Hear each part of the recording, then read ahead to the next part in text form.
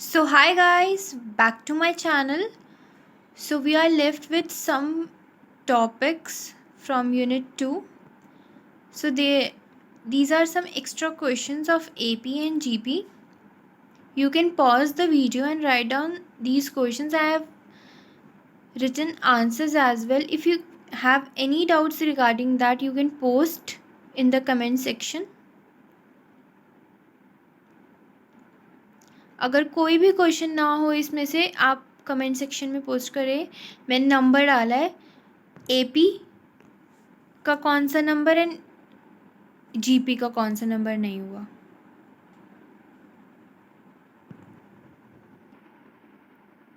सो हमारा अब तक लास्ट वीडियो तक एरिथमेटिक एंड ज्योमेट्रिक प्रोग्रेशन तक हो गया है यूनिट 2 का.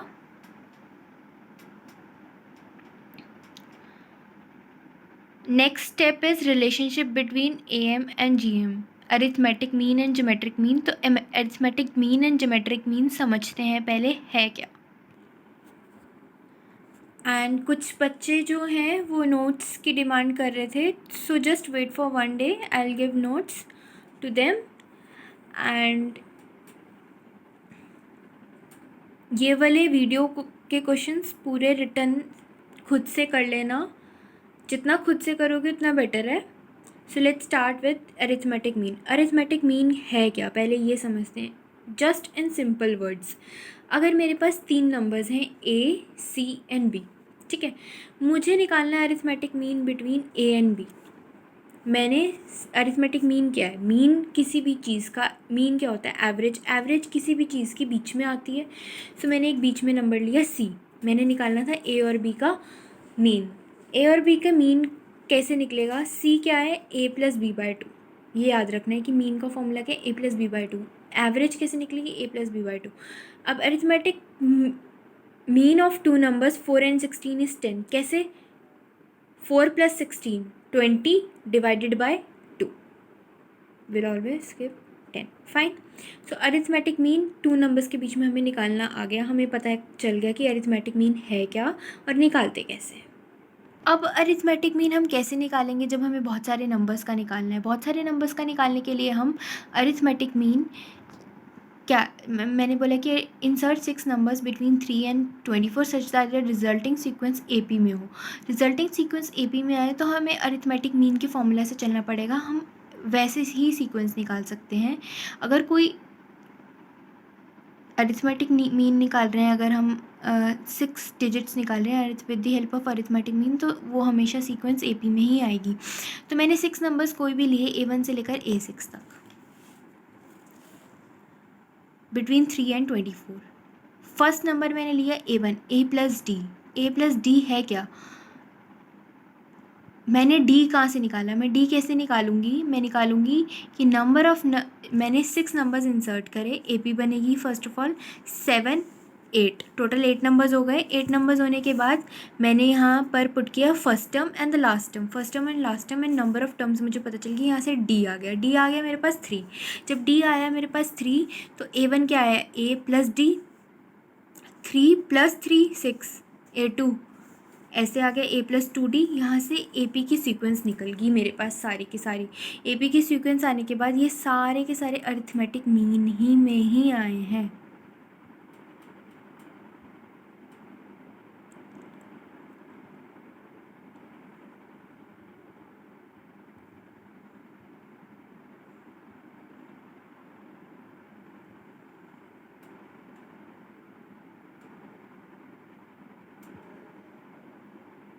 Next question.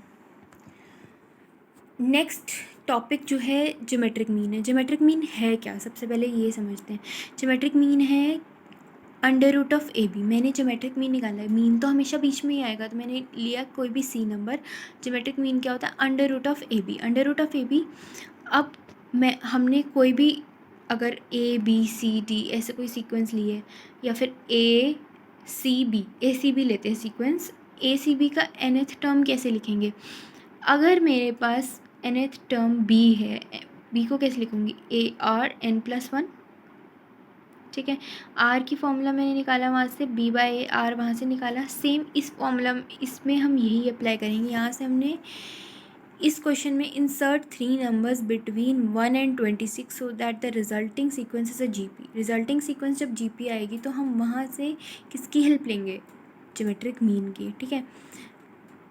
G1 G2 G3 3 मैंने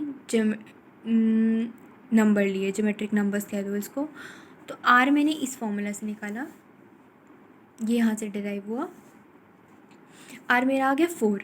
तो फर्स्ट टर्म G1 क्या आएगी? AR 4। G2 क्या आएगी? AR² 16। G3 क्या आएगी? ARQ 64। 1 4 16 64 256।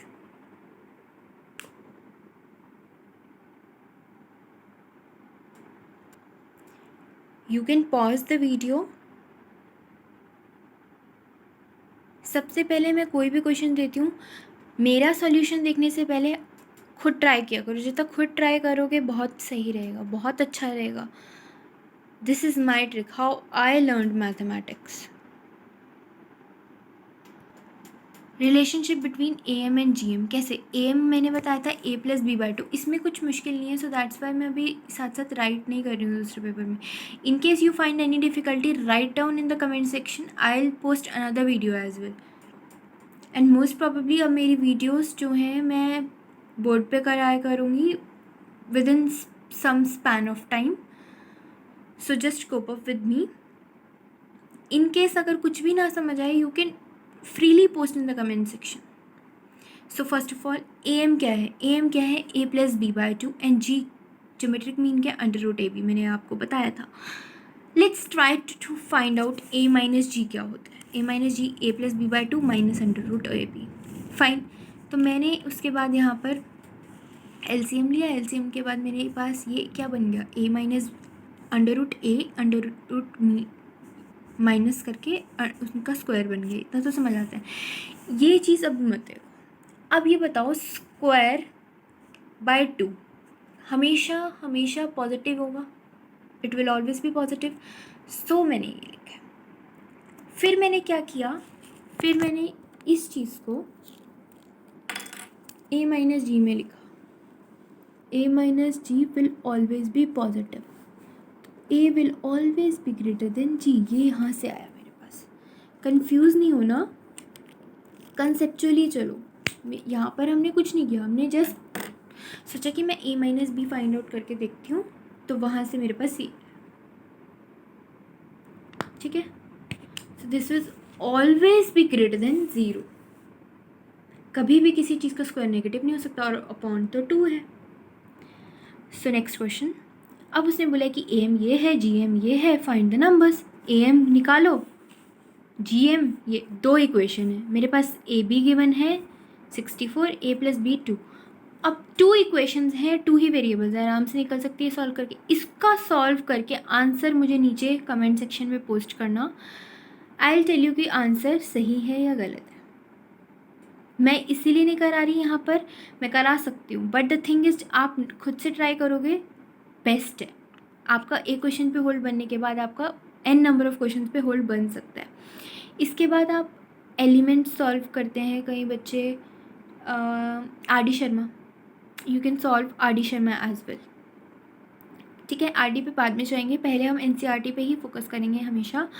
और मुझे बच्चे कहते हैं ML भार्गव कि I will search on it. ठीक है, मैंने सर्च नहीं किया। इन केस अगर मुझे PDF नहीं मिली, सो प्लीज़ मुझे कोई भी बच्चा ML भार्गव की PDF भेज देना, मैं उसके सॉल्व करना शुरू कर दूँगी क्वेश्चंस।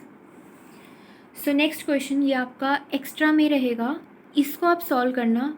माइट भी ना हो आपसे, आई एम नॉट श्योर, हो भी सकता है। ये NCERT का ही क्वेश्चन है।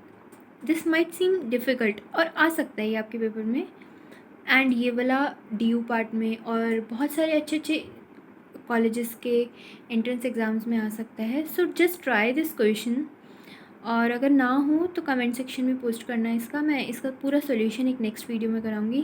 एंड अब हमारे पास सिर्फ 2 टॉपिक्स रह गए हैं। I will tell you, wait. अब मेरे पास रहता है relationship between AM and GM, ये हो गया कंप्लीट। ठीक है, परम्यूटेशंस एंड कॉम्बिनेशंस रहता है।